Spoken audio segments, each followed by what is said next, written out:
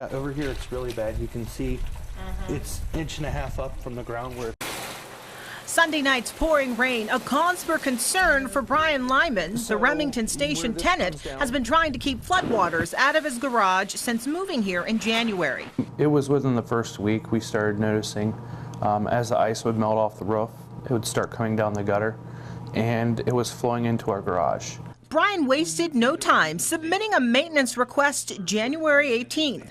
This piece was not here, and it would just shoot out and flows right in. So this is the piece they added on to try and deflect it away. Obviously it drains back downhill and you can see it flowing right back in. 10 months later and the flooding persists. Brian tells me they have lost hundreds of dollars in property. We talked with the property manager and he said they was definitely aware of the issue and they was going to look at fixing it. However, he had to get a contractor to do it. He was working with someone with their corporate office to get something to happen. I contacted Crawford Hoying to find out what's holding up the repairs. President of Communities David Carline sent me this response. The root cause of the flooding in Mr. Lyman's garage is the negative grade of the pavement outside the garage. The only effective fix will be removing and replacing the pavement outside his garage and installing a trough drain. We received Mr. Lyman's request in January, but asphalt plants typically do not open until May.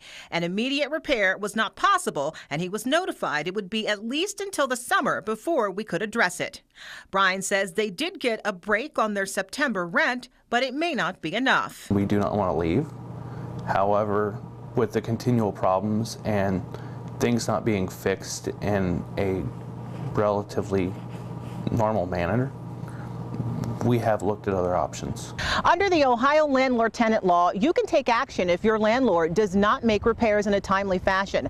Now, you must submit a notice of repair to your landlord, and they have up to 30 days to make those repairs. You must continue to make your rent payments on time, but you're allowed to put that money in escrow until the repairs are made. And if that doesn't work, you may take your landlord to court, where he or she will be ordered to make those repairs by a judge. Of course, if things are really bad, you may be able to terminate your lease without penalty. In Westerville, Candace Lee, NBC4.